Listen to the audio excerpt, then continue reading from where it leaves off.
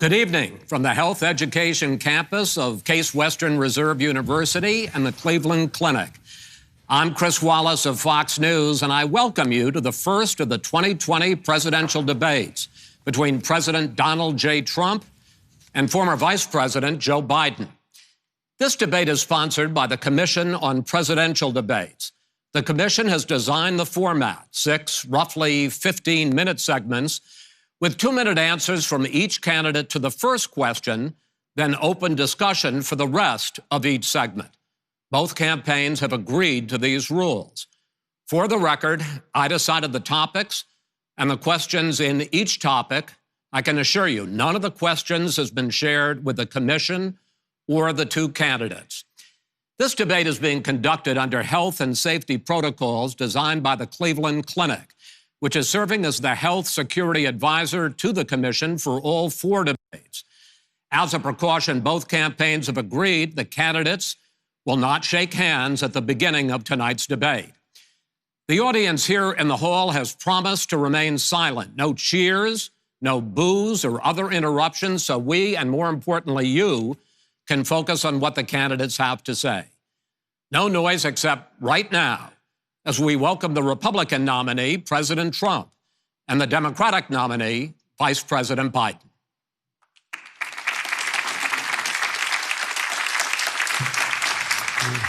כן, דרונה, את הכניסה שלהם מצד אחד פוליטיקאי משופשף, 50 שנה בפוליטיקה, שניסה פעמיים לרוץ לנשיאות ונכשל, מנסה בפעם השלישית, ומצד השני, אדם שניסה פעם אחת, בפעם הראשונה בחייו, בלי ניסיון פוליטי. Gentlemen, a lot of people have been waiting for this night, so let's get going. Our first subject is the Supreme Court. President Trump, you nominated Amy Coney Barrett over the weekend to succeed the late Ruth Bader Ginsburg on the court. You say the Constitution is clear about your obligation and the Senate's to consider a nominee to the court.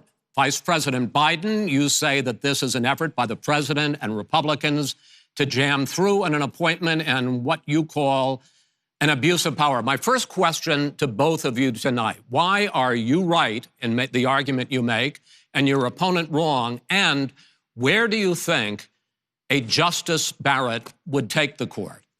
President Trump, in this first segment, you go first, 2 minutes. Thank you very much, Chris. I will tell you very simply, we won the election. Elections have consequences. We have the Senate, we have the White House, and we have a phenomenal nominee, respected by all, top academic, good in every way, In fact, some of her biggest endorsers are very liberal people from Notre Dame and other places. So I think she's going to be fantastic. We have plenty of time, even if we did it after the election itself. I have a lot of time after the election, as you know. So I think that she will be outstanding. She's going to be as good as anybody that has served on that court. We really feel that. We have a professor at Notre Dame, highly respected by all, said she's the single greatest student he's ever had. He's been a professor for a long time at a great school. And we won the election, and therefore we have the right to choose her. And very few people knowingly would say otherwise. And by the way, the Democrats, they wouldn't even think about not doing it. If they had, the only difference is they'd try and do it faster. There's no way they would give it up. They had Merrick Garland, but the problem is they didn't have the election, so they were stopped. And probably that would happen in reverse also. Definitely would happen in reverse. So we won the election, and we have the right to do it, Chris. President Trump, thank you. Same question to you, Vice President Biden. You have 2 minutes. Well, first of all, thank you for doing this and looking forward to this, Mr. President. Thank you, Joe. The American people have a right to have a say in who the Supreme Court nominee is. And that say occurs when they vote for United States senators and when they vote for the President of the United States. They're not going to get that chance now because we're in the middle of an election already. The election has already started. Tens of thousands of people have already voted. And so the thing that should happen is we should wait. We should wait and see what the outcome of this election is, because that's the only way the American people get to express their view is by who they elect as president and who they elect as vice president. Now, what's at stake here is the president's made it clear he wants to get rid of the Affordable Care Act. He's been running on that. He ran on that, and he has been governing on that. He's in the Supreme Court right now trying to get rid of the Affordable Care Act, which will strip 20 million people from having insurance, health insurance now, if it goes into court. And the justice, and I'm not opposed to the justice. She seems like a very fine person. But she's written before she went on the bench, which is her right, that she thinks that the Affordable Care Act is not constitutional. The other thing is on the court, and if it's struck down, what happens? Women's rights are fundamentally changed. Once again, a woman could be pay more money because she has a pre-existing condition of pregnancy. They were able to charge a woman more for the same exact procedure a man gets. And that ended when we, in fact, passed the Affordable Care Act. And there's 100 million people who have pre-existing conditions, and they'll be taken away as well. Those pre-existing conditions, the insurance companies are going to love this. And so it's just not appropriate to do this before this election. If he wins the election and the Senate is Democrat or Republican, then he goes forward. If not, we should wait until February. All right. There aren't 100 million people with pre-existing conditions. As far as a say is concerned, the people already had their say. Okay, Justice Ginsburg said very powerfully, very strongly, at some point, 10 years ago or so, she said a president and the Senate is elected for a period of time, but a president's elected for 4 years. We're not elected for 3 years. I'm not elected for 3 years. So we have the Senate, we have a president. He's elected to the next during election. that period of time, we have an opening. I'm not elected for 3 years. I'm elected for 4 years. And the 100 million people, Joe, the 100 million people is totally wrong. I don't know where you got that number. The bigger problem that you have is that you're going to extinguish 180 million people with their private health care that they're very happy with. That's simply not true. Well, you're certainly going to socialist. You're going to socialist medicine. We're now into, gentlemen, we're now into open discussion. Open discussion. Open discussion. Yes, I agree. Go ahead, Vice President. Number one, he knows that what I proposed. What I proposed is that we expand Obamacare and we increase it. We do not wipe any. And one of the big debates we had with 23 of my colleagues trying to win the nomination that I won, were saying that Biden wanted to allow people to have private insurance still. They can. They do. They will under my proposal. It's not what you've said, but and it's not what your party has said. That is simply your party a lie. Doesn't say it. Your party wants to go socialist medicine. My party is and me. socialist right healthcare. Now, I am and the they're going to dominate Party. you, Joe. You know that. I am the Democratic Party right now. The platform of the Democratic Party is what I, in fact, approved of. What I approved of. Now, here's the deal. The deal is that it's going to wipe out pre-existing conditions. And by the way, the 200,000 people that have died on his watch, how many of those have survived? Well, there's 7 million people that contracted COVID. What does it mean for them going forward if you strike down the Affordable Care Act? Joe, you've had 308,000 military people dying because you couldn't provide them proper health care in the military. So don't tell me about this. I'm happy to talk about this. And if you were here, it wouldn't be 200, it would be 2 million people because you were very late on the draw. You didn't want me to ban China, which was heavily infected. You didn't want me to ban all right, gentlemen, Europe, which was heavily infected. You would have been much later, Joe. Mr. President, much later. Mr. President. You're talking about 2 million people. You're not Mr. President, as the moderator, we are going to talk about COVID in the next segment, but go ahead. Let me finish. The point is that the president also is opposed to Roe v. Wade. That's on the ballot as well in the court. And so that's also at stake right now. And so the election is already You don't know it's begun. on the ballot. Why is it on the ballot? Because why is it on the ballot? It's not on the ballot. It's on the ballot in the court. I don't think so. In the court. Well, there's nothing happening there. Donald, would you just be quiet for a minute? And you don't know her view on Roe v. Wade. You don't know her view. Well, all right. Let's talk. We got a lot to unpack here, gentlemen. We got a lot of time. So on health care, and then we'll come back to Roe v. Wade. All right. Mr. President, the Supreme Court will hear a case a week after the election in which the Trump administration, along with 18 state attorneys general, are seeking to overturn Obamacare, to end Obamacare. You have spent the last... Because they want to give good health care. If I may ask my question, sir. Good health care. Over the last 4 years, you have promised to repeal and replace Obamacare, but you have never in these 4 years come up with a plan, a comprehensive plan to replace Obamacare. Of course I have.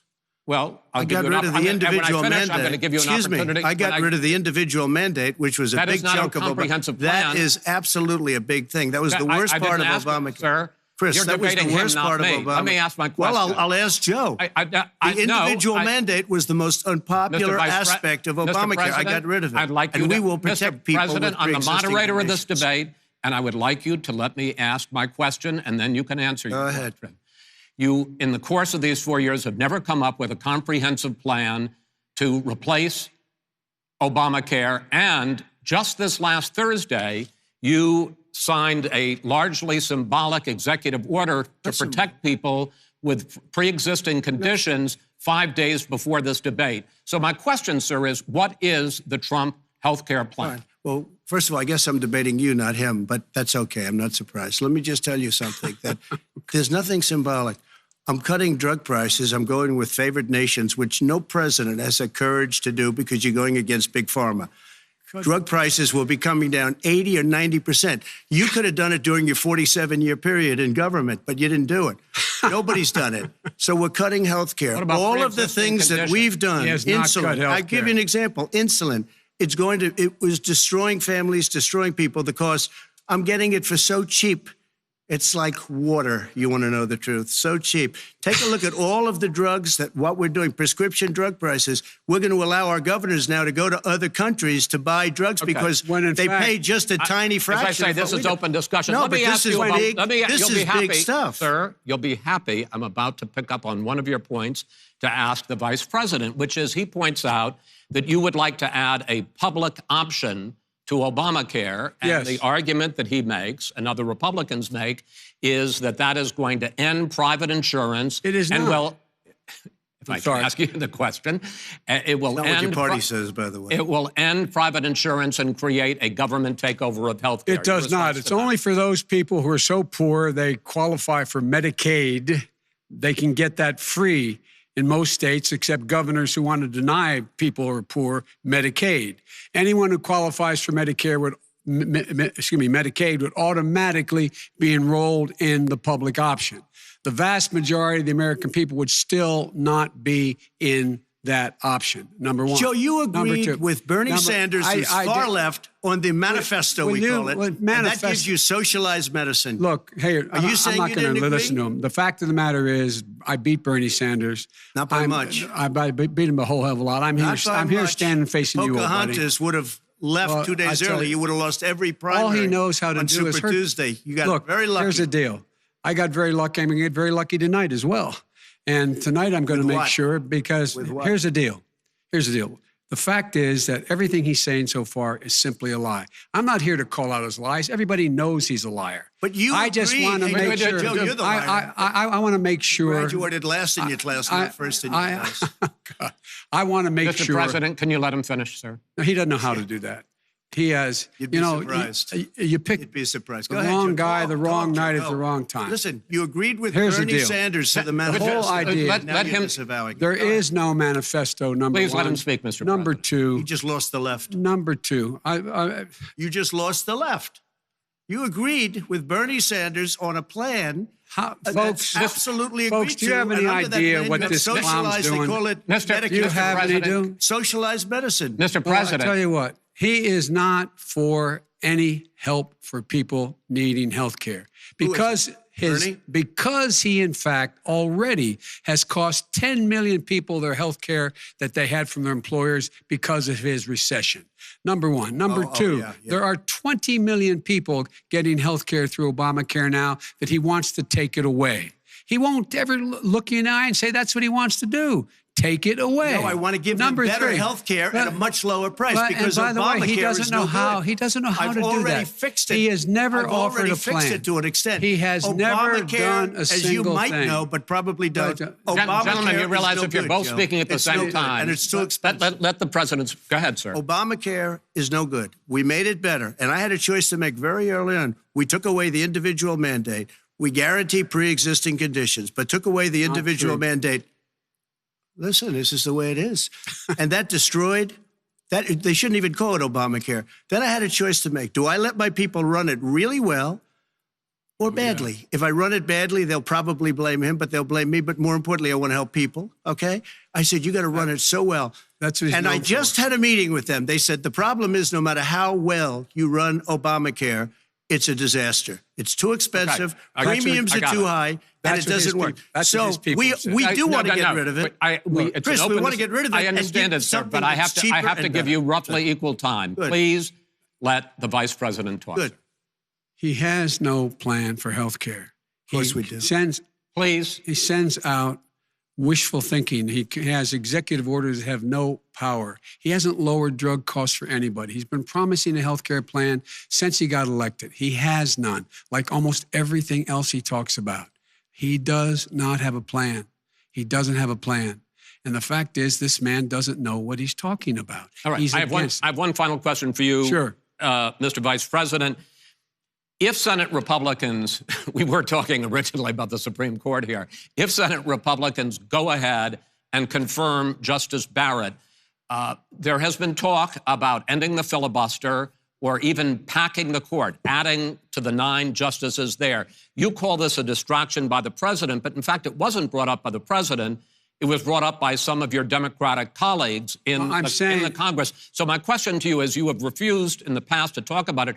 Are you willing to tell the American people tonight whether or not you will support either ending the filibuster or packing the court? Whatever position I take on that, that'll become the issue. The issue is the American people should speak. You should go out and vote. You're in voting now. Vote and let your senators know how strongly you feel. Vote now. Are you going to pack the court? Make sure you, in fact, let people know you're a senator. I'm not going to answer the question. Why wouldn't you answer that question? The question is, radical left. Will you shut up, man? Listen, who is on your list, Joe? Who's on your list? Right. Gentlemen, I think this is so unprecedented. He's going to pack the court. I'm not going to give a list. We have ended this segment. We're going to move on to the second segment. That was really a productive segment, wasn't it? Keep yapping, man. The people understand, Joe. They sure 47 years you've done nothing. They understand. All right. The second subject is COVID-19, which is an awfully serious subject. So let's try to be serious about it. We have had more than 7 million cases of coronavirus in the United States, and more than 200,000 people have died. Even after we produce a vaccine, experts say that it could be months or even years before we come back to anything approaching normal. My question for both of you is, based on what you have said and done so far, and what you have said you would do starting in 2021, why should the American people trust you more than your opponent to deal with this public health crisis going forward? In this case, the question goes to you first, sir. 2 minutes uninterrupted. Good luck. 200,000 dead. As you said, over 7 million infected in the United States. We, in fact, have 4% of the world's population, 20% of the deaths. 40,000 people a day are contracting COVID. In addition to that, about between 750 and 1,000 people a day are dying. When he was presented with that number, he said, it is what it is. Well, it is what it is because you are who you are. That's why it is. The president has no plan. He hasn't laid out anything. He knew all the way back in February how serious this crisis was. He knew it was a deadly disease. What did he do? He's on tape as acknowledging he knew it.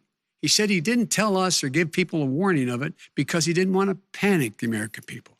You don't panic. He panicked. In addition to that, what did he do? He went in and we were insisting that the people we had on the ground in China should be able to go to Wuhan and determine for themselves how dangerous this was. He did not even ask Xi to do that. He told us what a great job Xi was doing. He said we owe him a debt of gratitude for being so transparent with us. And what did he do then? He then did nothing. He waited and waited and waited. He still doesn't have a plan. I laid out back in March exactly what we should be doing. And I laid out again in July what we should be doing. We should be providing all the protective gear possible. We should be providing the money the House has passed in order to be able to go out and get people the help they need to keep their businesses open schools that cost a lot of money. You should get out of your bunker and get out of the sand trap and get in your golf course and go in the Oval Office and bring together the Democrats and Republicans and fund what needs to be done now to save lives. So if we would have listened to you... You have 2 minutes, sir. If we would have listened to you, the country would have been left wide open. Millions of people would have died, not 200,000, and one person is too much. It's China's fault. It should have never happened. They stopped it from going in, but it was China's fault. And by the way, when you talk about numbers, you don't know how many people died in China. You don't know how many people died in Russia. You don't know how many people died in India. They don't exactly give you a straight count, just so you understand.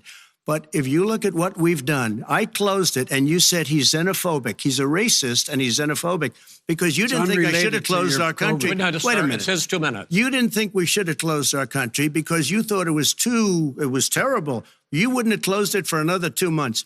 By my doing it early, in fact, Dr. Fauci said, President Trump saved thousands of lives. Many of you Democrat governors said, President Trump did a phenomenal job. We worked with the governor. Oh, really? Go take a look. The governors said I did a phenomenal job. Most of them said that.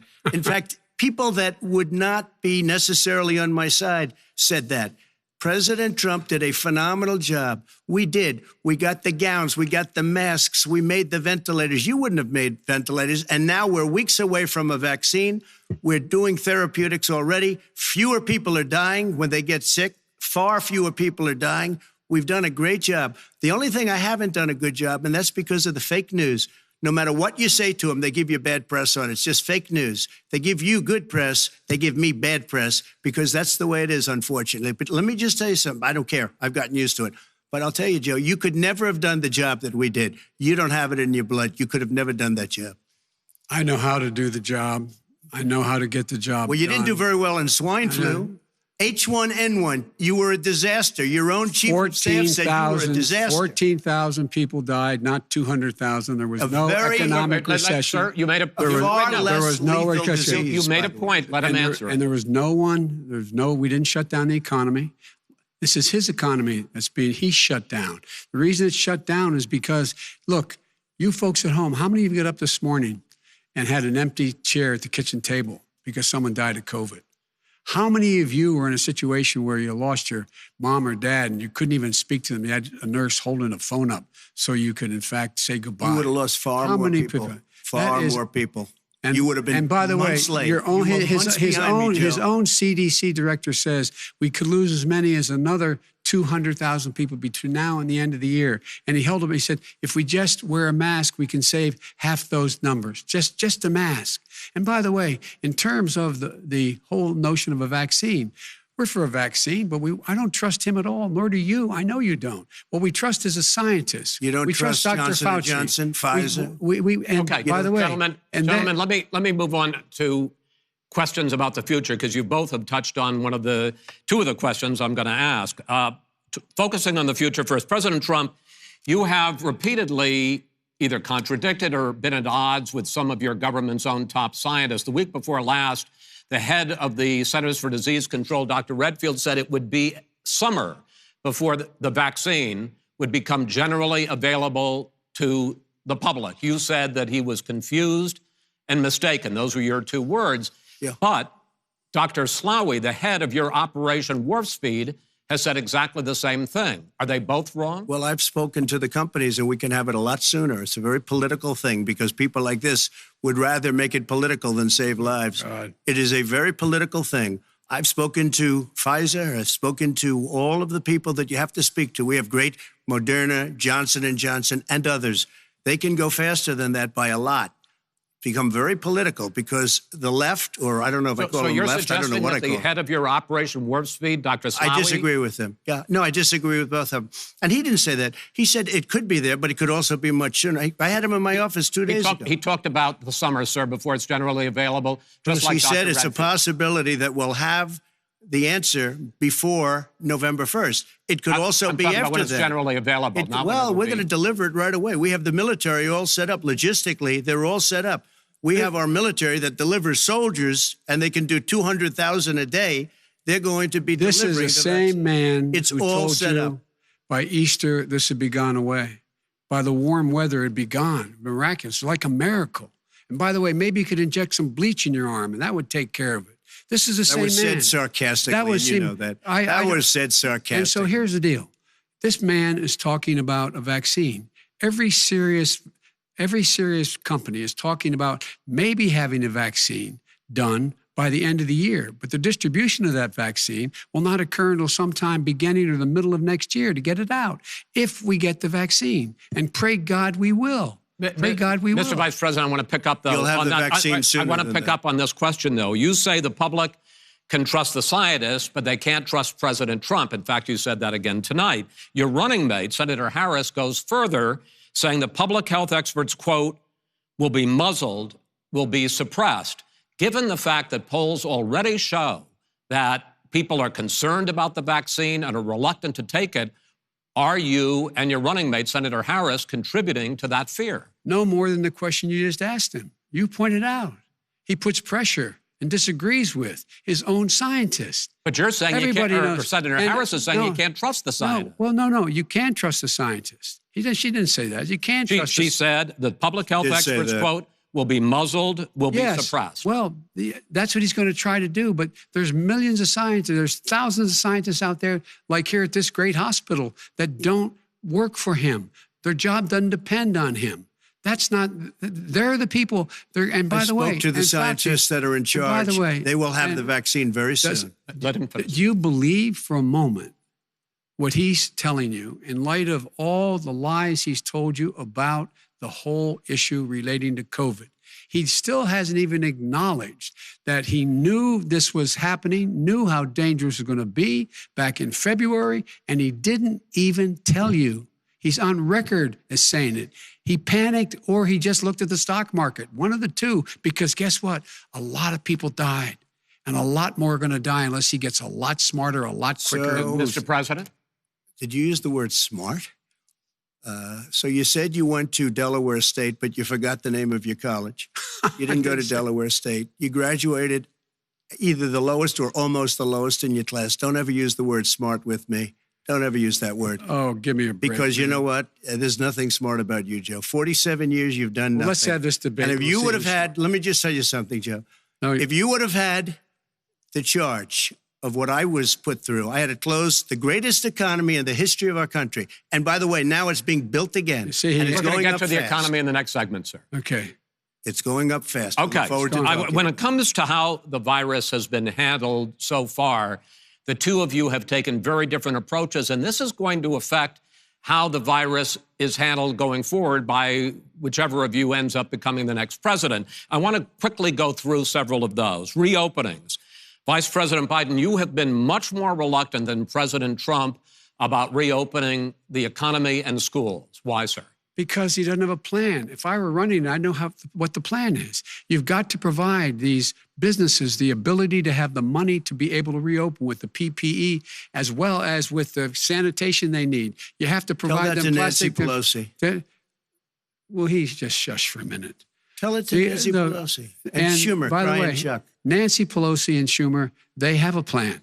He won't even meet with them. The Republicans won't meet with him in the Senate. And he sits in his golf course. And I mean, literally, think about it. You probably play more than I do, Joe. What about this question of reopenings and the fact... Well, he wants to shut down this country. And I want to keep it open. And we did a great thing by shutting it down. Wait a minute, Joe. Let me shut you down for a second, Joe, just for 1 second. He wants to shut down the country. We just went through it. We had to because we didn't know anything about the disease. Now we found that elderly people with heart problems and diabetes and different problems are very, very vulnerable. We learned a lot. Young children aren't. Even younger people aren't. We've learned a lot. But he wants to shut it down. More people will be hurt by continuing. If you look at Pennsylvania, if you look at certain states that have been shut down, they have Democrat governors all. One of the reasons they're shut down is because they want to keep it shut down until after the election on November 3rd. I want to move on to another because subject. it's a political I got to respond. But those states are not doing well that are shut down right now. Respond to that. President Trump, you have begun to increasingly question the effectiveness of masks as a disease preventer. And in fact, recently you have cited the issue of waiters touching their masks and touching plates. Are you questioning I think the are efficacy okay. of You have to understand, if you look, I mean, I have a mask right here. I put a mask on, when I think I need it. Tonight, as an example, everybody's had a test, and you've had social distancing and all of the things that you have to. But I wear masks when needed. When needed, I wear masks. Okay, let me ask. I don't wear masks like him. Every time you see him, he's got a mask. He could be speaking 200 feet away from it. He shows up with the biggest mask I've ever seen. I will say this. Vice President Biden, go ahead, sir. Look, the way to open businesses is give them the wherewithal to be able to open. We provided money. But I was asking you, sir, about masks. Well, masks make a big difference. His own head of the CDC said if we just wore masks between now, everybody wore masks in social distance between now and January, we'd probably save up to 100,000 lives.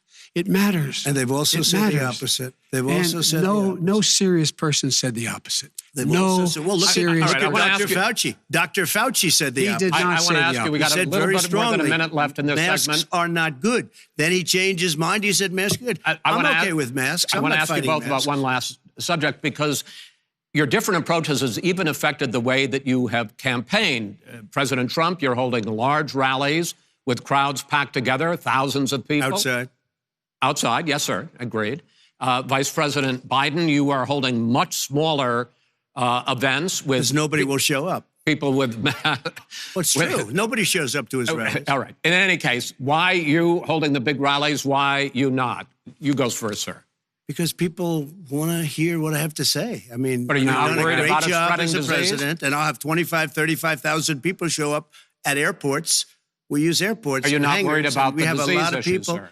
Well, so far, we have had no problem whatsoever. It's outside. That's a big difference, according to the experts.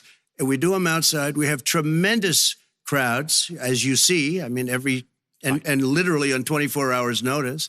And Joe does the circles and has 3 people someplace. Okay. By the way, did you see one of the last big rallies he had?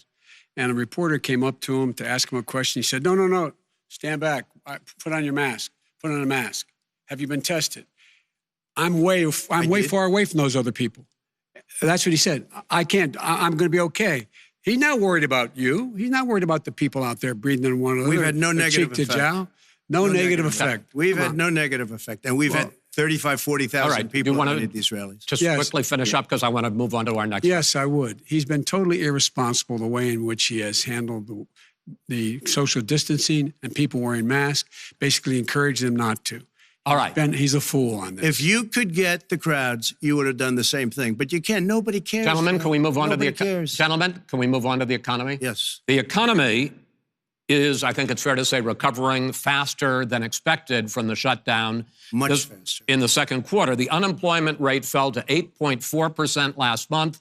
The Federal Reserve says the hit to growth, which is going to be there, is not going to be nearly as big as they had expected. טוב, נדמה לי שאפשר לקבוע כבר, אנחנו עבר פחות או יותר שליש.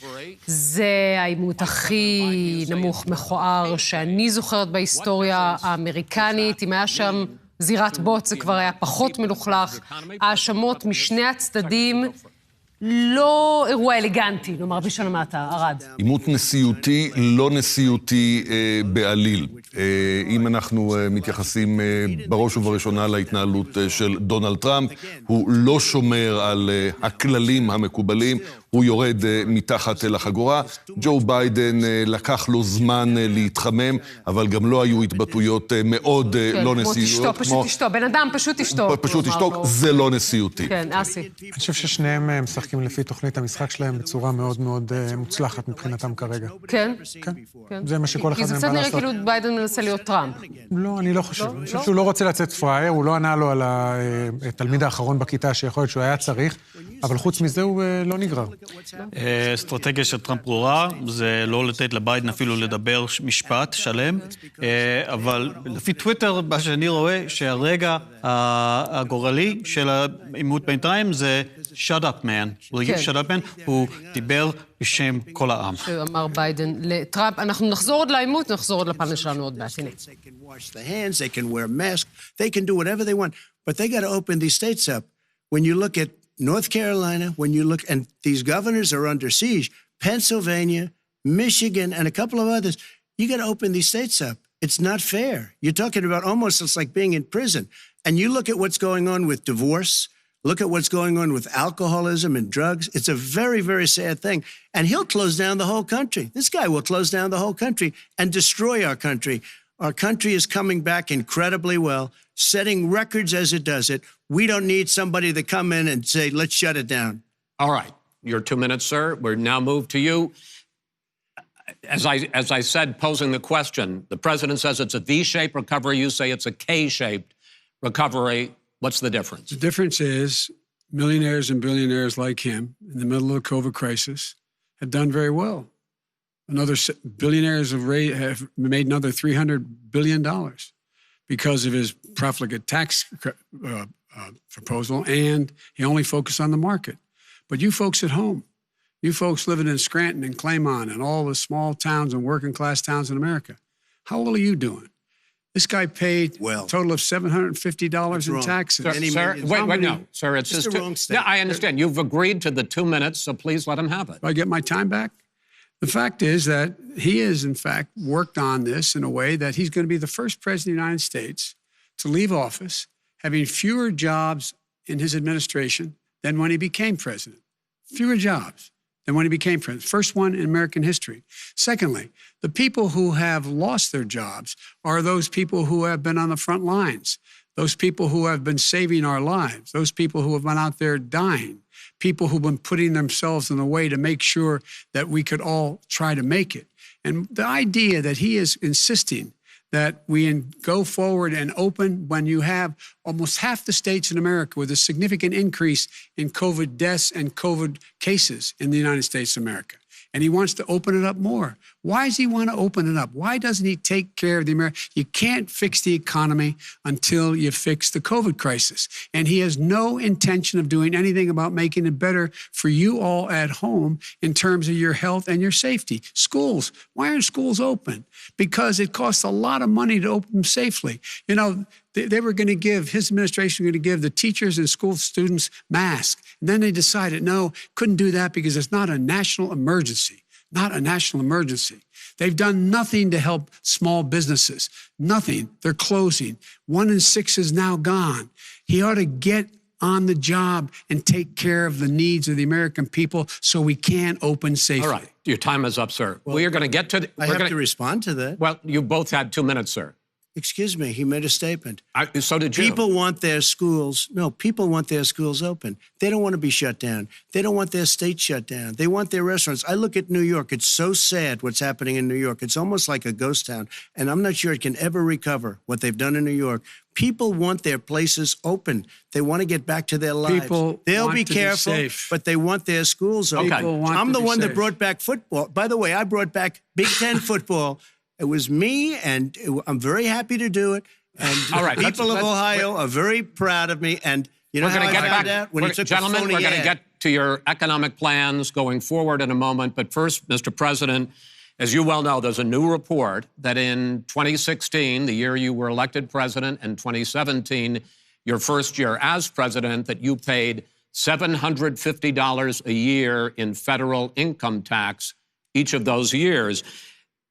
I know that you pay a lot of other taxes, but I'm asking you the specific question. Is it true that you paid $750 in federal income taxes each of those 2 years? I paid millions of dollars in taxes, millions of dollars of income tax. And let me just tell you, there was a story in one of the papers. I paid $38 million 1 year. I paid $27 million. Show us your tax returns. I went... you'll see it as soon as it's finished. You'll see it. You know, if you want to go to the Board of Elections. There's a 118-page or so report that says everything I have, every bank I have, I'm totally under-leveraged because the assets are extremely good. And I built a great company. I'm asking you a specific question, which is... But let me tell you... I understand all of that. I understand all of that. No, Mr. President, Go ahead. I'm asking you a question. Will you tell us how much you paid in federal income taxes in 2016 and 2017? Millions of dollars. You paid millions of dollars? Millions of dollars, So yes. not $750? Millions of dollars, and you'll get to see it. And you'll get to see it. But let me just tell you, Chris, let me just say something, that it was the tax laws. I don't want to pay tax. Before I came here, I was a private developer. I was a private business people. Like every other private person, unless they're stupid, they go through the laws, and that's what it is.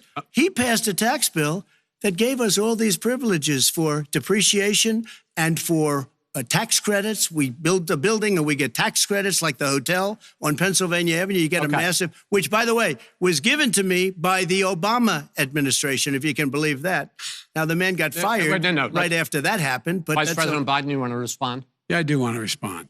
Look, the tax code that made him, put him in a position that he pays less tax than a school teacher makes on the money a school teacher makes, is because of him he says he's smart because he can take advantage of the tax code. And he does take advantage of the tax code. That's why I'm going to eliminate the Trump tax cuts. And I'm going to eliminate those tax cuts and make sure that we invest in the people who, in fact, need the help. People out there need help. But why didn't you do it over the last 25 years? Because you weren't president. Because you weren't president screwing things up. You were a senator. And You're by the way, worst president America has ever had. Hey, Come Joe, on. let me just tell you, Joe, I've done more in 47 months. I've done more than you've done in 47 years, Joe. We've done things that you never even thought of doing, including fixing the broken military that you gave me, including taking care of your vets. Mr. President, we're talking about the economy. I'd like to ask you about your plans going forward because, Mr. Vice President, your economic plan, if you were to be elected president, focuses a lot on big government, big taxes, big spending. I want to focus first on the taxes. You propose more than $4 trillion over a decade in new taxes on individuals making more than $400,000 a year and on corporations. President Trump says that that kind of an increase in taxes is going to hurt the economy as it's just coming out of a recession. Well, just take a look at what the analysis done by Wall Street firms points out that my economic plan would create 7 million more jobs than his in 4 years, number one. And number two, it would create an additional $1 trillion in economic growth because it would be about buying American. That we're going to make this federal government spend $600 billion a year on everything from ships to steel to buildings and the like.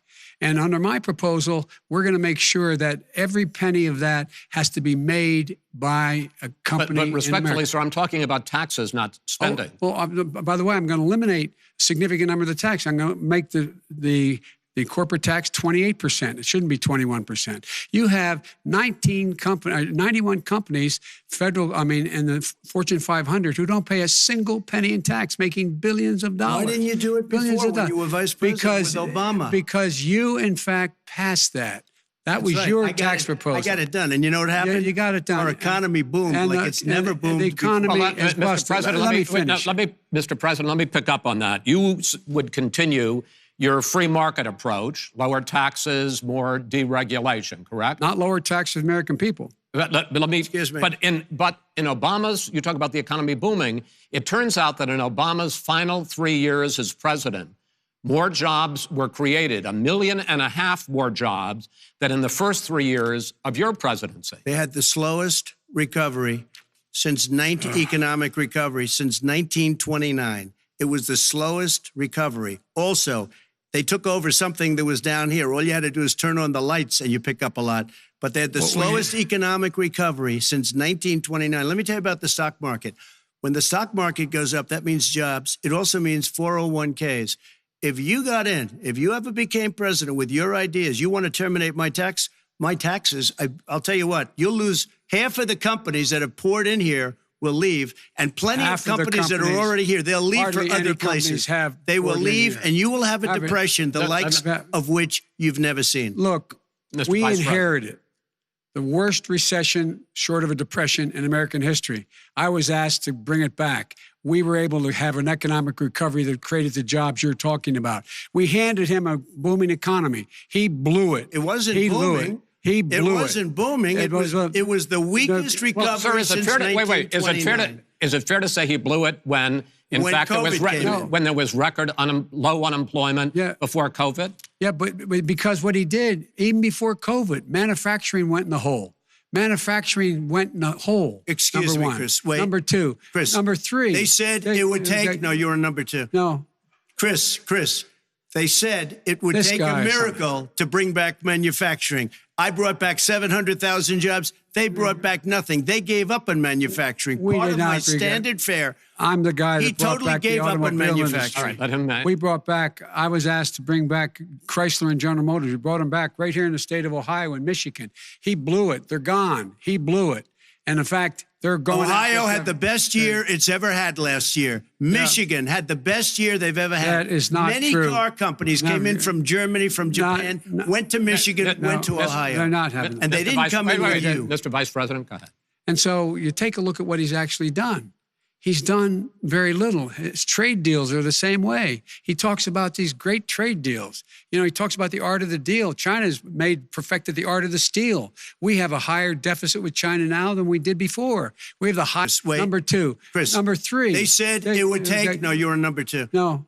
Chris, they said it would take a miracle to bring back manufacturing. I brought back 700,000 jobs. They brought back nothing. They gave up on manufacturing. Part of my standard fare. I'm the guy that brought totally back the gave up on automobile manufacturing. industry. Let him know. We brought back, I was asked to bring back Chrysler and General Motors. We brought them back right here in the state of Ohio and Michigan. He blew it. They're gone. He blew it. And in fact, they're going... Ohio had the best year it's ever had last year. Michigan had the best year they've ever had. That is not Many true. car companies came in from Germany, from Japan, went to Michigan, went to Ohio. They're not having... And they didn't come in with you. Mr. Vice President, go ahead. And so you take a look at what he's actually done.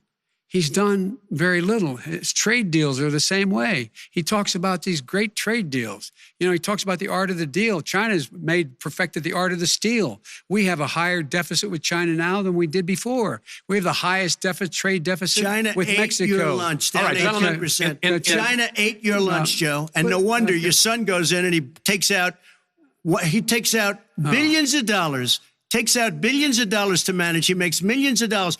And also, while we're at it, why is it, just out of curiosity, the mayor of Moscow's wife gave your son $3.5 million. What did he do to deserve it? What did he do with Burisma to deserve $183,000? You've asked your question, let him answer. None of that is true. Oh, really? He didn't get $3.5 million? Mr. President, totally, Mr. President, please. Totally discredited.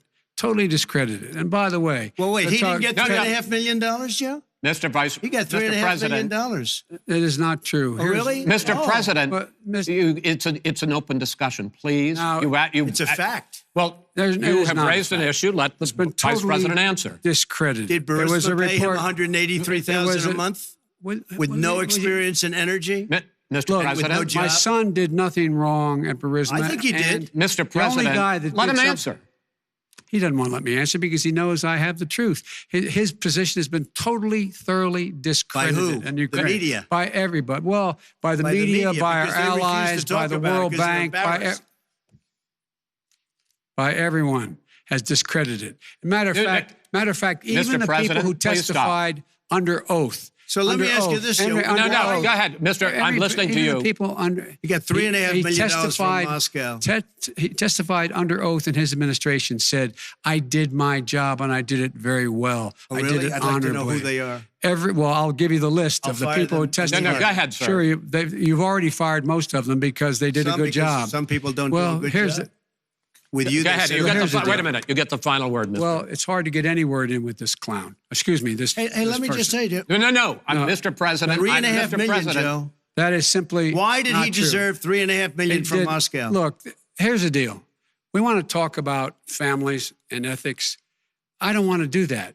I mean, his family we could talk about all night. His family's already... My family lost a fortune by coming down and helping us with government. And that's such a... Mr. President. Every single one of them lost a fortune. This is not about my family or his family. It's about your family. The American people. He doesn't... That's not true. It doesn't want to talk about what you need. You, the American people. It's about you. That's what we're talking about. All right, that's the end of the segment.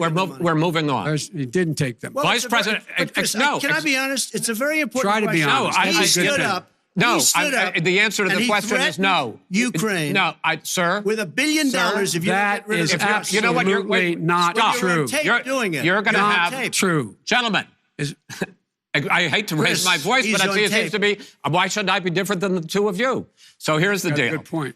We have 6 segments. We have ended that segment. We're going to go to the next segment. In that segment, you each are going to have 2 uninterrupted moments. In those 2 uninterrupted minutes, Mr. President, you can say anything you want. I'm going to ask a question about race, but if you want to answer about something else, go ahead. But I think that the country would be better served if טוב, we אנחנו allowed... בחצי הדרך, נראה לי שאפשר עוד סיכומים קטנים. הזכרתי רק כי זה התחיל בצורה מאוד מנומסת, תוך רגע הידרדר למקומות שאף עימות לא ידרדר. העימות שהתחיל עם ביידן, שקרא לו אדוני הנשיא, מגיע לשקרן וליצן, וזה עוד הולך... ותשתוק, וזה הולך ומדרדר, ואנחנו נראה את זה יורד עוד ועוד ועוד. זה עדיין עוד לא הגענו לתחתית של העימות הזה. כן, ואין באמת לרחם על אמריקה, שיושבת מול הדבר הזה, והצופה, ורואה את שני האישים האלה, יורדים יותר ויותר נמוך מרגע לרגע. אין ספק שזה העימות באמת הכי נמוך שנראה אי פעם. אי אפשר להשוות את זה לעימות של הילרי קלינטון עם טראמפ. טראמפ פה מוריד את כל הכפפות, וגם ביידן עונה לו מדי פעם. כן, בועז מילה. בוא נהיה כנים, דיברנו כל החבורה פה לפני העימות, על העימות הצפוי, ודי חזינו את זה, די חזינו את זה בסופו של דבר. טראמפ הוא טראמפ, ביידן הוא ביידן. אם תרצו כמה נקודות, ביידן מדבר לאט, זה הצפוי, גם אנחנו רואים את הבעיות הקוגניטיביות, טראמפ מדבר לדעתי לא, אתה רואה אולי בעיות קוגניטיביות, אני לא ראיתי בעיות קוגניטיביות. זה פשוט קרב של שני אנשים, רק היה צריך חסר שם בוץ. הוא מדבר על העלאה למשל, על הורדת, מיסים, והוא נותן לך מספרים בדיוק הפוכים, סליחה. איך נאמר, גם אצל דונלד טראמפ יהיה לו סתירות. אבל משהו אחד לגבי הרמה ונמוך, הייתי מאוהיו מעביר את הדיבייט הזה לים המלח, שם מקומו. ממש, בוא נחזור לדיון. Those people look like coming out of the fields carrying torches, their veins bulging, spewing anti-Semitic bile, and accompanied by the Ku Klux Klan. A young woman got killed. And they asked the president what he thought. He said there were very fine people on both sides. No president has ever said anything like that. It is who's now, sir. Second point I'd make to you is that when Mr. Floyd was killed, there was a peaceful protest in front of the White House. What did he do? He came out of his bunker, had the military use tear gas on him so he could walk across to a church and hold up a Bible. And then what happened after that? The bishop of that very church said that it was a disgrace. The general who was with him said all he ever wants to do is divide people, not unite people at all. This is a president who has used everything as a dog whistle to try to generate racist hatred, racist division. This is a man who, in fact, you talk about helping African Americans. 1 in 1,000 African Americans has been killed because of the coronavirus. And if he doesn't do something quickly, by the end of the year, 1 in 500 will have been killed. 1 in 500 African Americans. This man is a savior of African Americans. This man cares at all. This man's done virtually nothing. Look, the fact is that you have to look at what he talks about. You have to look at what he did. And what he did has been disastrous for the African-American community. So, President Trump, you have 2 minutes. Why should Americans trust you over your opponent to deal with racism? he did a crime bill, 1994, where you call them super predators, African Americans, the super predators, and they've never forgotten it. They've never forgotten it, Joe. No, sir, it's his 2 minutes. So you did that, and they call you a super predator, and I'm letting people out of jail now that you have treated the African American population community, you have treated the black community about as bad as anybody in this country. You did the 1990, and that's why, if you look at the polls, I'm doing better than any Republican has done in a long time, because they saw what you did. You call them super predators, and you've called them worse than that, because you look back at your testimony over the years, you've called them a lot worse than that. As far as the church is concerned, and as far as the generals are concerned, we just got the support of 250 military leaders and generals, total support. Law enforcement, almost every law enforcement group in the United States. I have Florida, I have Texas, I have Ohio, I have Portland. The sheriff just came out today and he said, I support President Trump, I don't think you have any law enforcement. You can't even say the word law enforcement, because if you say those words, you're going to lose all of your radical left supporters. And why aren't you saying those words, Joe? Why don't you say the words law enforcement? Because you know what? If they called us in Portland, we would put out that fire in a half an hour, but they won't do it because they're run by radical left Democrats. If you look at Chicago, if you look at any place you want to look, Seattle, they heard we were coming in the following day and they put up their hands and we got back Seattle.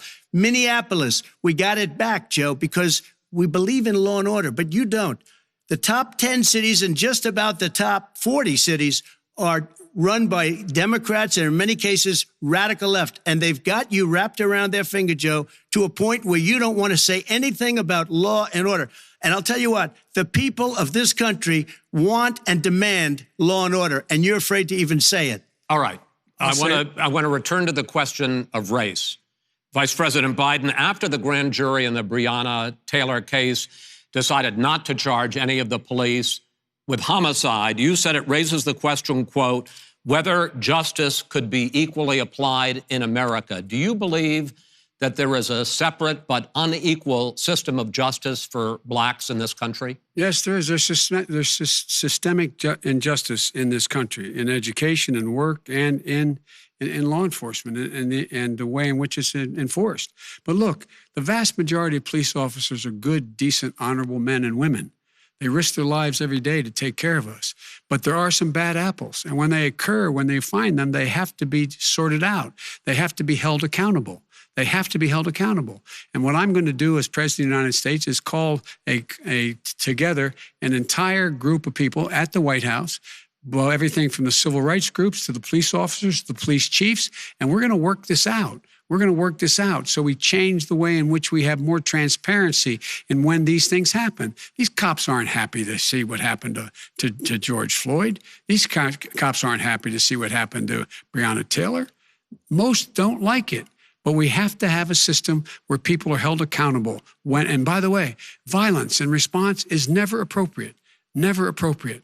Peaceful protest is. Violence is never appropriate. All right, what is peaceful protest? When they run through the middle of the town and burn down your stores and kill people all over the place, and you say peaceful protest? President Trump, no, it's not, but you say it is. President Trump, I'd like to continue with the issue of race. Please. I promise we're going to get to the issue of law and order in a moment. Fine. This month, your administration directed federal agencies to end racial sensitivity training that addresses white privilege or critical race theory. Why did you decide to do that, to end racial sensitivity training? And do you believe that there is systemic racism in this country, sir?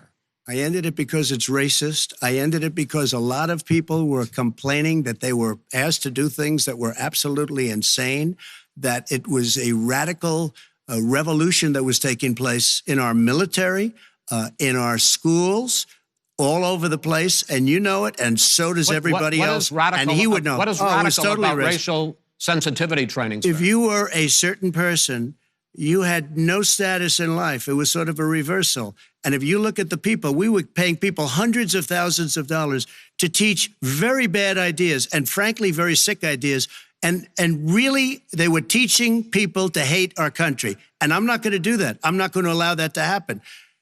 We have to go back to the core values of this country. They were teaching people that our country is a horrible place, it's a racist place, and they were teaching people to hate our country.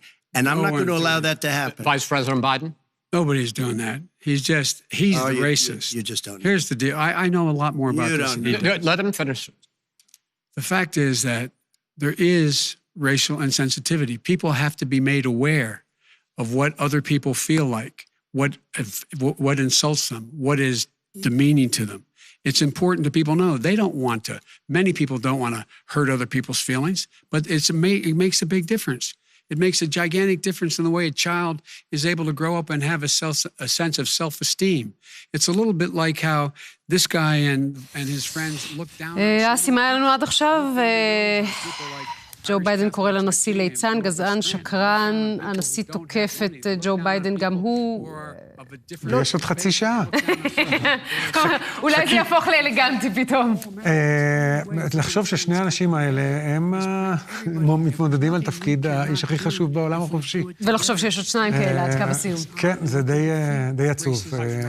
פעם העימותים בארצות הברית היו על מהות, על נושאים חשובים. העימות הזה הוא לא כזה. לא. פעם החיכוך בין השניים היה הקטעים שהוצאנו. עכשיו צריך להוציא את המהות, לחפש אותה ולגלגל אותה. בהצלחה בכתבה ב8 בערב, ארד. זה מאוד מזכיר לי, דיברנו על גילם המופלג של המתמודדים, אז זה מאוד מזכיר לי את הזוג הזקנים מן החבובות, את ולדוף וסטטלר, שנאבקים ביניהם. לי זה הזכיר את מגרגור נגד מייוודר.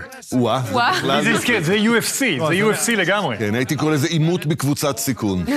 המון מהתומכים של טראמפ בבייס שלו התלהבו מהאמירות החריפות שלו, אבל אני מתקשה להבין מי הוא יגייס לתמוך בו אחרי הצגה כזאת, להתגבר על 42%. כן, אם יורשה לי, אמרת בצדק רב, דן, לפני העימות, אמרת שמה שצריך לעשות ביידן זה בדיוק ההפך, להיות מאוד קונסטרוקטיבי ולהביא הצעות ורעיונות. והוא נגרר, שים לב, הוא נגרר בשפה מאוד נמוכה, כך שלמעשה טראמפ מביא אותו דווקא למה שהוא רוצה, זאת אומרת, למגרש שלו, ומה מילה אחת לגבי ההשוואות שעשיתם לגבי הגיל, אמרתי לכם קודם, אני אומר את זה מולם ישראל, הצופה בנו במיליונים עכשיו, מעולם לא הרגשתי כל כך צעיר כשאני צופה בשני המועמדים האלה. אהבתי את צופה בנו במיליונים. טוב, בואו נחזור להם. מיליארדים. I think it's a party issue. You can bring in a couple of examples, but if you look at Chicago, what's going on in Chicago, where 53 people were shot and 8 died shot.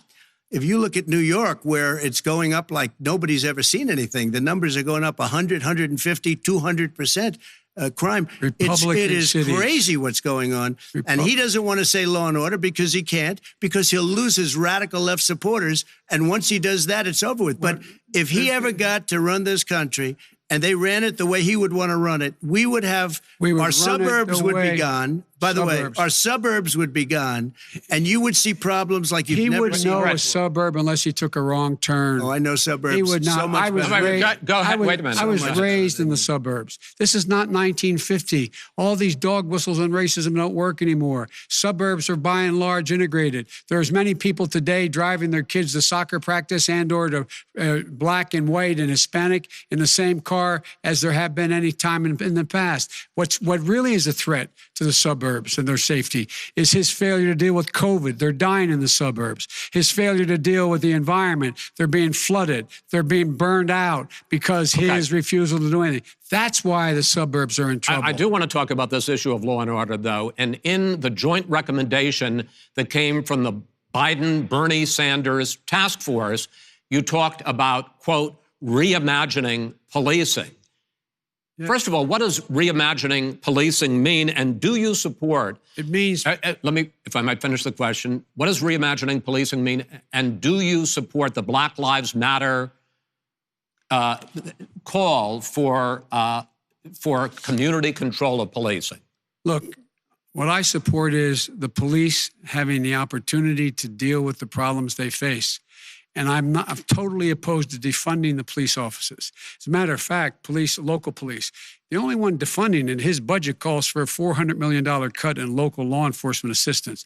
They need more assistance. They need, when they show up for a 9/11 call, to have someone with them as a psychologist or psychiatrist to keep them from having to use force and be able to talk people down. We have to have community policing like we had before, where the officers get to know the people in the communities. That's when crime went down. It didn't go up, it went down. And so we have to be engaged. That's not what they're talking about, Chris. That's not what they're talking about. He's talking about defunding the police. That is not true. He doesn't have any law support. Look, he has no law enforcement support. That's not true. Almost nothing.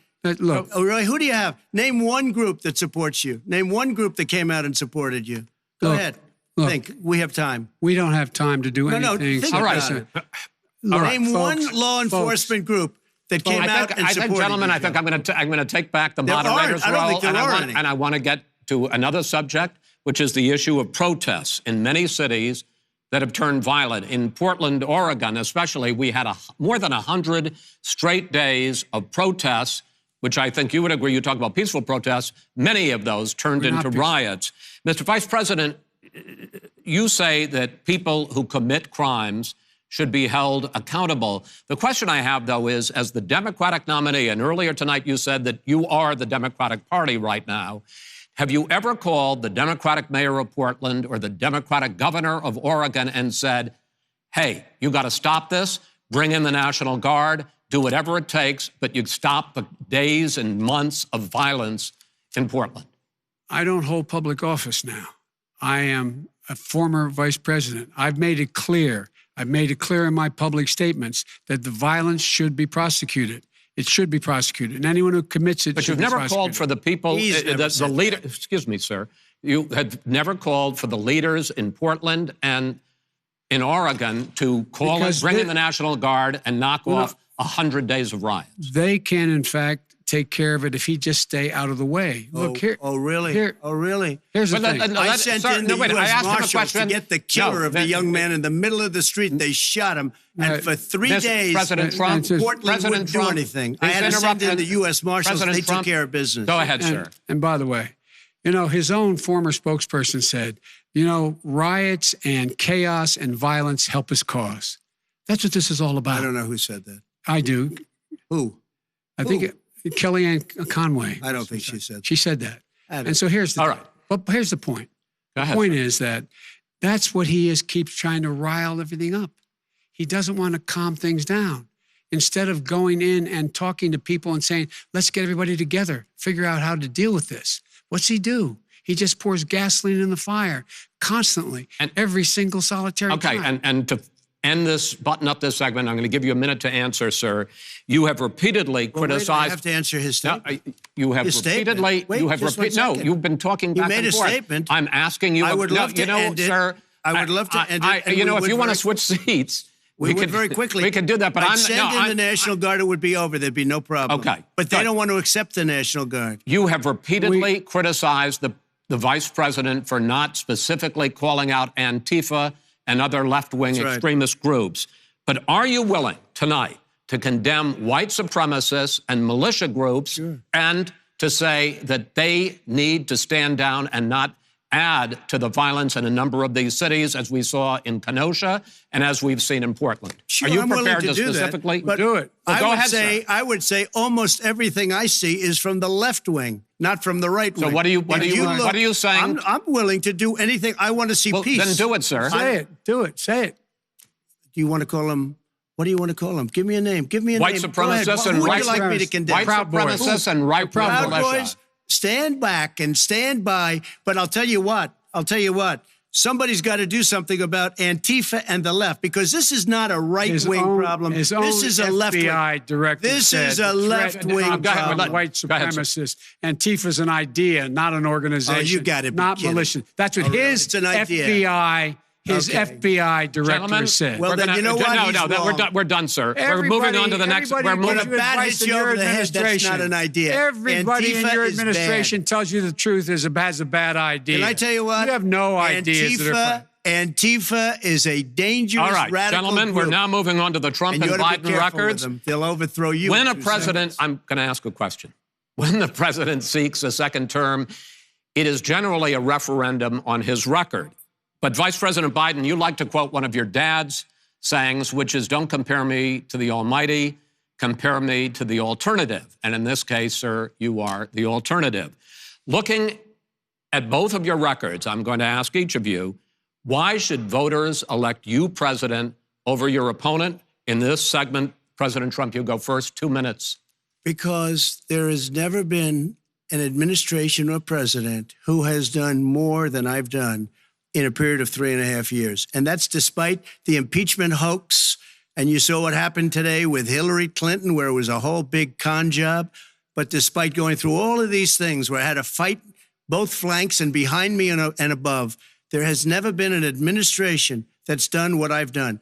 The greatest, before COVID came in, the greatest economy in history, lowest unemployment numbers. Everything was good. Everything was going. And by the way, there was unity going to happen. People were calling me for the first time in years. They were calling and they were saying, it's time maybe. And then what happened? We got hit, but now we're building it back up again. A rebuilding of the military, including Space Force and all of the other things. a fixing of the VA, which was a mess under him. 308,000 people died because they didn't have proper health care. He was a mess. And we now got a 91% approval rating at the VA, our vets. We take care of our vets. But we've rebuilt our military. The job that we've done, and I'll tell you some people say maybe the most important. By the end of the first term, I'll have approximately 300 federal judges and Court of Appeals judges, 300, and hopefully 3 great Supreme Court justices. That is a record, the likes of which very few people, and you know one of the reasons I'll have so many judges? Because President Obama and him left me 128 judges to fill. When you leave office, you don't leave any judges. That's like, you just don't do that. They left 128 openings, and if I were a member of his party, because they have a little different philosophy, I'd say if you left us 128 openings, you can't be a good president, you can't be a good vice president. But I want to thank you because it gives us almost, it'll probably be above that number by the end of this term. 300 judges, it's a record. Looking at both of your records, why should voters elect you president as opposed to President Trump? You have 2 minutes uninterrupted. Under this president, we become weaker, sicker, poorer, more divided, and more violent. When I was vice president, we inherited a recession. I was asked to fix it. I did. We left him a booming economy, and he caused the recession. With regard to being weaker, the fact is that I've gone head-to-head with Putin and made it clear to him we're not going to take any of his stuff. He's Putin's puppy. He still refuses to even say anything to Putin about the bounty on the heads of American soldiers. Your son got $3.5 million. And by the way, my son... Wait a minute. Mr. President, your campaign agreed to both sides would get 2-minute answers uninterrupted. Well, your side agreed to it, and... Why don't you observe what your campaign agreed to as a ground rule, okay, sir? He never keeps his word. Can you add no, I'm not asking. That was a rhetorical question. Can you add back 30 seconds? Yeah, yes, you may have. All right. Go ahead. So, thirdly, we're poor. The billionaires have gotten much more wealthy by a tune of over $300 to $400 billion more just since COVID. You in the home, you got less. You're in more trouble than you were before. In terms of being more violent, when we were in office, there were 15% less violence in America than there is today. He's president of the United States. It's on his watch. And with regard to more divided, the nation can't stay divided. We can't be this way. And speaking of my son, the way you talk about the military, the way you talk about them being losers and being and just being suckers. My son was in Iraq. He spent a year there. He got the Bronze Star. He got the Conspicuous Service Medal. He was not a loser. He was a patriot, and the people left behind there were heroes. Really? And I resent. Are you talking about Hunter? Are you talking about Hunter? I'm talking about my son, Beau Biden. You're talking about. I don't know Beau. I know Hunter. Yeah, Hunter got thrown out of the military. He was thrown out, dishonorably discharged. That's not true. He wasn't dishonorably. Cocaine use. And he didn't have a job until you became vice president. Once you became vice president, he made a fortune in Ukraine, in China, in Moscow, that is simply and various not other places. True. He made a fortune. Gentlemen, my son. And he didn't have a job. My son, like a lot of people we know at home, had a drug problem. He's overtaken it. He's fixed it. He's worked on it, and I'm proud of him. But why was he given tens of millions of dollars? But he wasn't given tens of millions of dollars. That is totally discredited. We've already been totally discredited. We've already been through this. I think the American people would rather hear about more substantial subjects. Well, you know, as the moderator, sir, I'm going to make a judgment call here. Gets $3.5 million from the mayor of Moscow. Let's talk about that. True. Gentlemen, that report is totally discredited. Mitt Romney on that committee said it wasn't worth taxpayers' money, that report. It was written for political reasons. You know, I'd like to talk about climate change. So would I. Okay. The forest fires in the West are raging now. They have burned millions of acres. They have displaced hundreds of thousands of people. When state officials there blame the fires on climate change, Mr. President, you said, I don't think the science knows. Over your 4 years, You have pulled the U.S. out of the Paris Climate Accord. You have rolled back a number of Obama environmental records. What do you believe about the science of climate change, and what will you do in the next 4 years to confront it? I want crystal clean water and air. I want beautiful, clean air. We have now the lowest carbon. If you look at our numbers right now, we are doing phenomenally. But I haven't destroyed our businesses. Our businesses aren't put out of commission. If you look at the Paris... נגיד עוד כמה מילים על כל פעם אנחנו חושבים שזה לא יכול לרדת יותר נמוך. דונלד טראמפ מדבר על הבן של ג'ו ביידן, חשבנו שזה יקרה, אבל הוא ממש משליך עליו בוץ, כן, אומר, הוא נזרק מהצבא בגלל בעיות קוקאין. ג'ו ביידן עונה לזה מאוד יפה, כן, אני גאה בבן שלי וכולי, אבל זה רגע מאוד... אין ספק שקשה למצוא את הרגע הכי נמוך, אבל אני חושב שזה באמת הרגע הכי נמוך בעימות, להגיד שהבן שלך נזרק מהצבא בגלל קוקאין, זאת אומרת, אפילו המשפחה פה לגמרי בתמונה, מאוד נמוך. אפשר להגיד ככה, ביידן באמת רחוק מלהיות מלהיב. הוא רחוק מלהיות מלהיב, ביידן. וטראמפ מצליח לגרור אותו לעימות הזה, אבל באמת המהות היא כמעט ולא קיימת בעימות הזה. אבל יכול להיות שאם בסוף זה איזשהו טקו, זאת אומרת, זה קו בוץ מאוד מכוער, אבל סוג של טקו ביניהם, אז ביידן לא מפסיד. זאת אומרת, הוא אפילו במובן מסוים יוצא מזה בלי נזקים חמורים, אולי? אני באופן אישי חושב שזה לא טקו, אני חושב שטראמפ יותר טוב. אבל הפער הוא לא כל כך גדול כדי שביידן יפסיד מזה. את העימות הזה, עד עכשיו, חוץ מהתשובה על הקורונה, למה אני אומרת טקו? כי הרי בסוף טראמפ צריך להגדיל את הבייס של 42%, ואם הוא מתנהג בכזאת תקיפות וכזאת בריונות ליריב שלו, את מי הוא יגדיל עם 42%? הוא לא בהכרח צריך להגדיל, אני חושב שהוא, כמו שהוא עשה עם הילרי, הוא מנסה לגרום לאנשים לא ללכת להצביע. זה עבד לו יופי עם הילרי במובן הזה. אנשים מסתכלים על ביידן, אומרים, תשמע, התשובות שלו לא טובות, אני לא אלך להצביע. אני חושב שזה חלק מהאסטרטגיה שלו. נכון, הוא גם שואל אותו שאלות מאוד ברורות, שאלות פשוטות, איזה קבוצה תומכת בך? הוא לא עונה לו. לא, איזה קבוצה תומכת בך בכל הקשור למשטרה. הטקטיקה של ביידן היא לא לענות. הייתי אומר רק מילה אחת לטובה, דווקא בעד ביידן, זה הרגע החזק ביותר שלו, כשהוא מדבר על הבן בעיראק, סוף סוף אמוציות, וזה חשוב בעימות שכזה. זה הרגע הגדול של ביידן בעימות הזה. אפשר להגיד שאמוציות לא חסרות. אמוציות לא חסרות. אני מסכימה שזה הרגע הכי חזק שלו, שאומר, אני גאה בשני הבנים שלי. וטראמפ, סליחה על wishful thinking, טראמפ מנצח די... טראמפ הגיע לעימות הזה כדונלד טראמפ. הוא לא ניסה לעשות שום דבר אחר, אני לא רואה שום התכוננות על עובדות, שום תכנון מוקדם. טראמפ נסחף ברצף האסוציאציות כפי שהוא עושה מאז ומתמיד, ובתור טראמפ, דונלד טראמפ הוא הכי טוב בלהיות טראמפ. ג'ו ביידן ניסה לשמור על איזשהו סוג של קור רוח, הוא מתעלם מנוכחותו של טראמפ רוב הזמן, פונה ישירות למצלמה, פונה ישירות אל הציבור בארצות הברית, מנסה להגיע לליבו.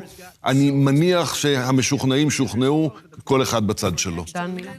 אני אמרתי בתחילת השידור שטראמפ צריך לשנות את הנרטיב ואת הכיוון העיקרים של הבחירות. מההצגה הזאת אני לא רואה מה השתנה, ואני לא רואה מי הוא שכנע לבוא לתמוך בו. טוב, בואו נחזור. Jobs, you talk about new limits, not abolishing, but new limits on fracking, ending the use of fossil fuels to generate electricity by 2035, and zero net emission of greenhouse gases by 2050.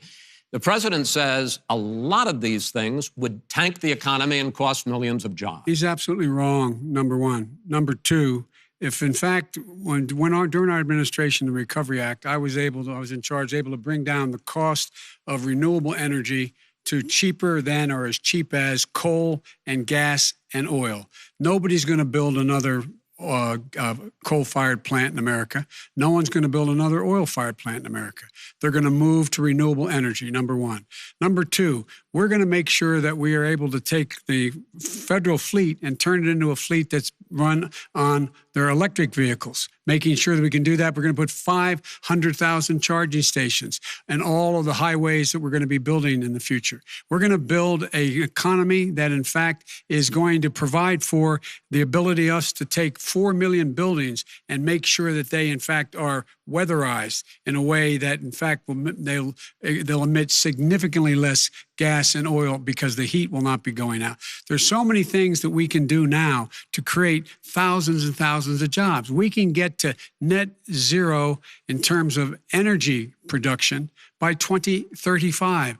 Not only not costing people jobs, creating millions of good paying jobs, not $15 an hour, but prevailing wage, by having a new infrastructure that, in fact, is green. And the first thing I will do, I will rejoin the Paris Accord. I will join the Paris Accord because with us out of it, look what's happening. It's all falling apart. And talk about someone who has no relationship with foreign policy. Brazil, the rainforests of Brazil are being torn down, are being ripped down. More carbon is absorbed in that rainforest than every bit of carbon that's emitted in the United States. Instead of doing something about that, I would be gathering up and making sure we had the countries of the world coming up with $20 billion and say, here's $20 billion. Stop tearing down the forest. And if you don't, then you're going to have significant economic consequences. What about the argument that President Trump basically says that you have to balance environmental interests and economic interests, and he's drawn his line? Well, he hadn't drawn a line. He still, for example, he wants to make sure that methane's not a problem. You can now emit more methane without it being a problem. Methane. This is a guy who says that you don't have to have mileage standards for automobiles that exist now. This is a guy who says that, well, the fact that it's all true. And here's the deal. He's talking about the Green New Deal, and it's not $2 billion or $20 billion, as you said. It's $100 trillion. I'm talking about where they want to rip down buildings and rebuild the building. No, it's the dumbest, most ridiculous. Where airplanes are out of business, where two-car systems are out, where they want to take out the cows too. That's not true either, right? This is a $100 trillion. Look, that's more money than our country could make in 100 years if we're not going. The case. All right, let me destroy our country. because I actually wait a minute, sir. I actually have studied your plan, and it includes upgrading 4 million buildings, weatherizing 2 million homes over 4 years, building 1.5 million energy-efficient homes. So the question becomes, the president is saying, I think some people who support the president would say that sounds like it's going to cost a lot of money and hurt the economy. What it's going to do is going to create thousands and millions of jobs, good-paying jobs. Let him finish, sir. He doesn't know how to do that. $100 billion. The fact is, it's going to create millions of good-paying jobs, and these tax incentives for people to weatherize, which he wants to get rid of. It's going to make the economy much safer. Look how much we're paying now to deal with the hurricanes. By the way, he has an answer for hurricanes. He said maybe we should drop a nuclear weapon on them. They may. I never said that. At all. He did say. You made it up. And here's the deal. You make up. We are going to be in a position where we can create hard, good jobs by making sure the environment is clean and we all are in better shape. We spend billions of dollars now, on floods, hurricanes, rising seas. We're in real trouble. Look what's happened just in the Midwest with these storms that come through and wipe out entire sections and counties in Iowa. They didn't happen before. They're because of global warming. We make up 15% of the world's problem. But the rest of the world, we've got to get them to come along. That's why we have to get back into the Paris Accord. All right, gentlemen. Wait a minute, Chris. So why didn't he do it for 47 years? You were vice president. Why didn't you get the world? China sends up real dirt into the air. Russia does. India does. They all do. We're supposed to be good. And by the way, he made a couple of statements. The Green New Deal is $100 trillion. That is not $20 billion. My plan. That's the Green New you want to rebuild every is building. Not my plan. I want to rebuild every. If he knew anything about, he made a statement about the military. He said I said something about the military. He and his friends made it up, and then they went with it. I never said it. Okay. That is what not he true. did is he You're said, done in this segment. He called the military stupid bastards. I he did said not it on say tape. He said stupid bastards. Please, He said it. Stop. I would never say that. Play it. Go ahead. Mr. Vice President, answered his final question. The final question is, I can't remember which of all his rantings. I'm having a little trouble myself. But and about the economy and about this question of what it's going to cost. The economy. I mean, the Green New Deal and the idea of what your environmental changes will do. The Green New Deal will pay for itself as we move forward. We're not going to build plants that, in fact, are great polluting plants. So do you support the Green New Deal? Pardon me? Do you support that? No, I don't support the Green New Deal. Oh, you don't? Oh, well, that's a big statement. I support that means you just lost the radical left. I support the Biden plan that I put forward. Okay. The Biden plan, which is different than what he calls the radical Green New Deal. All right, gentlemen, final segment, election integrity. As we meet tonight, millions of Americans are receiving mail-in ballots or going to vote early. How confident should we be that this will be a fair election? And what are you prepared to do over the next 5+ weeks, because it'll not only be to Election Day, but also counting some ballots, mail-in ballots after Election Day? What are you prepared to do to reassure the American people that the next president will be the legitimate winner of this election? In this final segment, Mr. Vice President, you go first. Prepared to let people vote. They should go to iwillvote.com. Decide how they're going to vote, when they're going to vote, and what means by which they're going to vote. His own Homeland Security Director, and as well as the FBI Director, says there is no evidence at all that mail-in ballots are a source of being manipulated and cheating. They said that.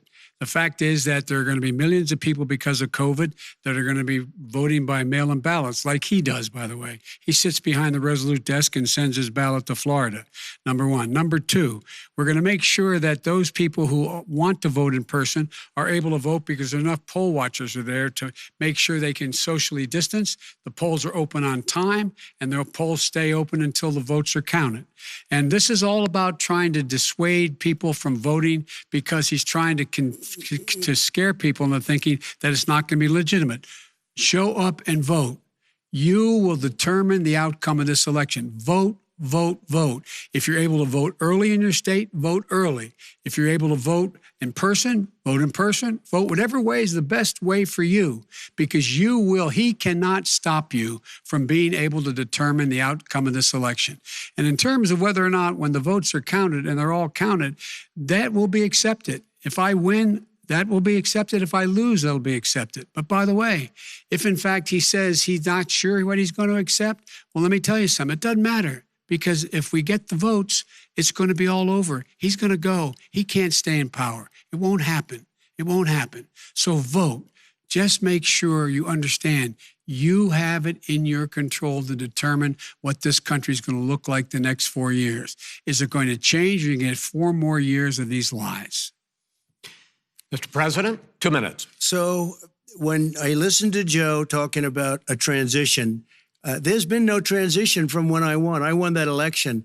And if you look at crooked Hillary Clinton, if you look at all of the different people, there was no transition because they came after me trying to do a coup. They came after me spying on my campaign. They started from the day I won and even before I won, from the day I came down the escalator with our First Lady. They were a disaster. They were a disgrace to our country. And we've caught them. We've caught them all. We've got it all on tape. We've caught them all. And by the way, you gave the idea for the Logan Act against General Flynn. You better take a look at that because we caught you in a sense. And President Obama was sitting in the office. He knew about it too. So don't tell me about a free transition. As far as the ballots are concerned, it's a disaster. A solicited ballot, okay, solicited is okay. You're soliciting, you're asking, they send it back, you send it back. I did that. If you have an unsolicited, they're sending millions of ballots all over the country. There's fraud. They found them in creeks. They found some with the name Trump, just happened to have the name Trump just the other day in a waste paper basket. They're being sent all over the place. They sent 2 in a Democrat area. They sent out 1,000 ballots. Everybody got 2 ballots.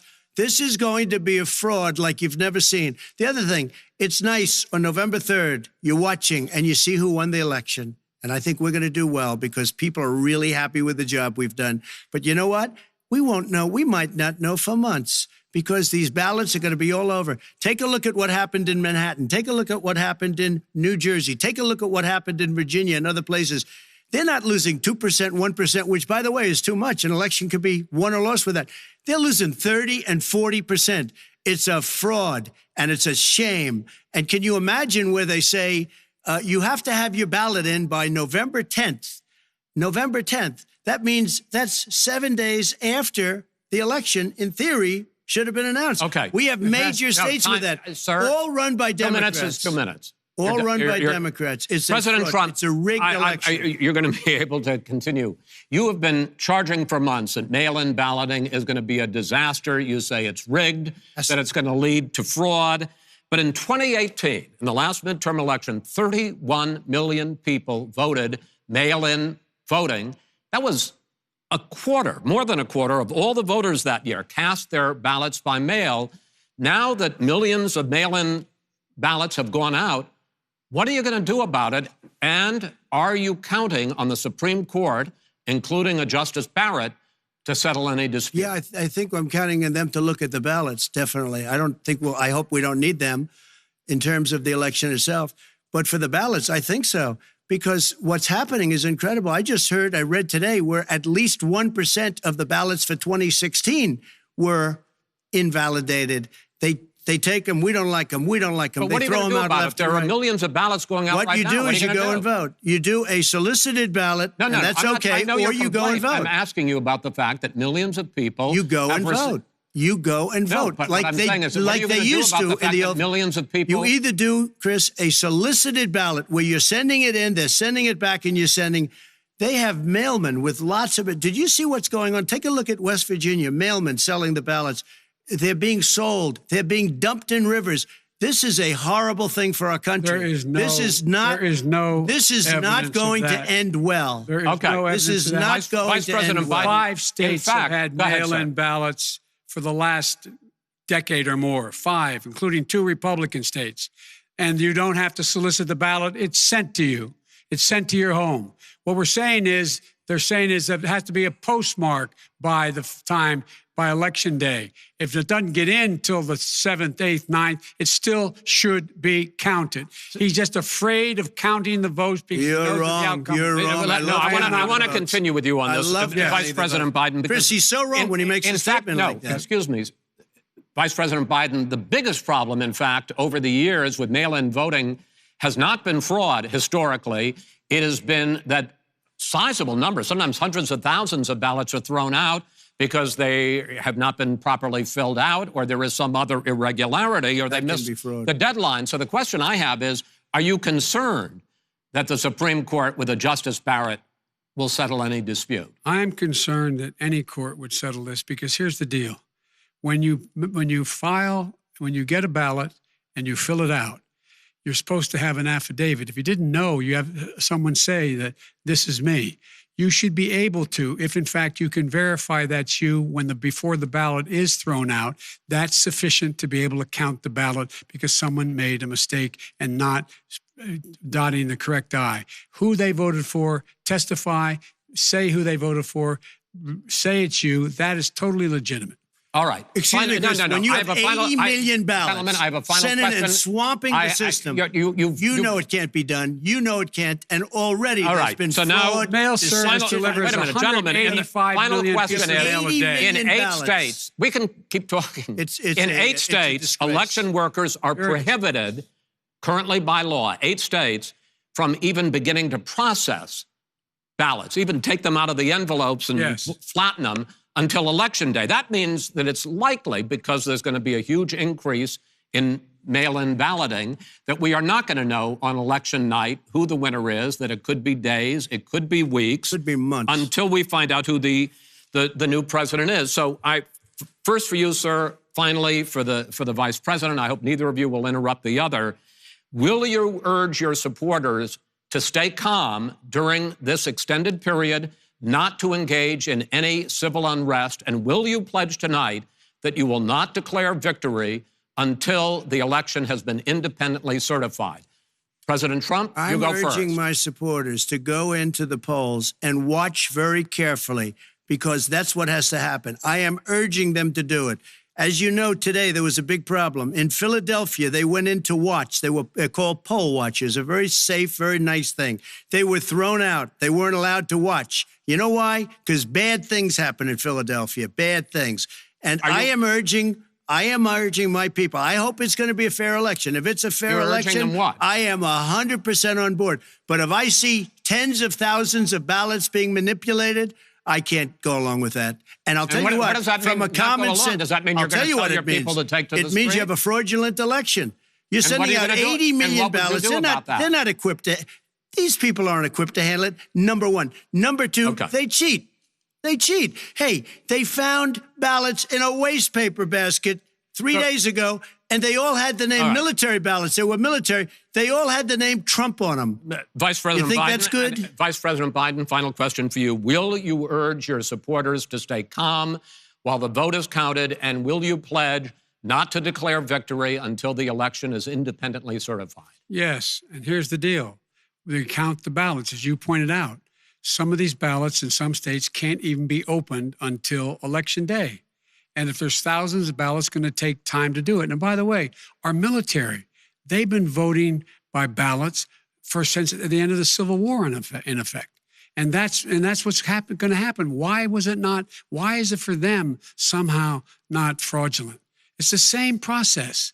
It's honest. No one has established at all that there is fraud related to mail-in ballots, that somehow it's a fraudulent process. It's already been established. Take a look at Carolyn Maloney's race. I asked you had an opportunity to respond. Look at Carolyn Maloney. Go ahead. They have no idea what happened. Vice President Biden, go ahead. He has no idea what he's talking about. Here's the deal. The fact is, I will accept it, and he will too. You know why? Because once the winner is declared after all the ballots are counted, all the votes are counted, that'll be the end of it. That'll be the end of it. And if it's me, in fact, fine. If it's not me, I'll support the outcome. And I'll be a president not just for the Democrats. I'll be a president for Democrats and Republicans. And this guy... I want to see an honest ballot count. Gentlemen, you say that's the end of it? This is the end of this debate? Honest ballot count. We're going to leave it there. To be continued as in more debates as we go on.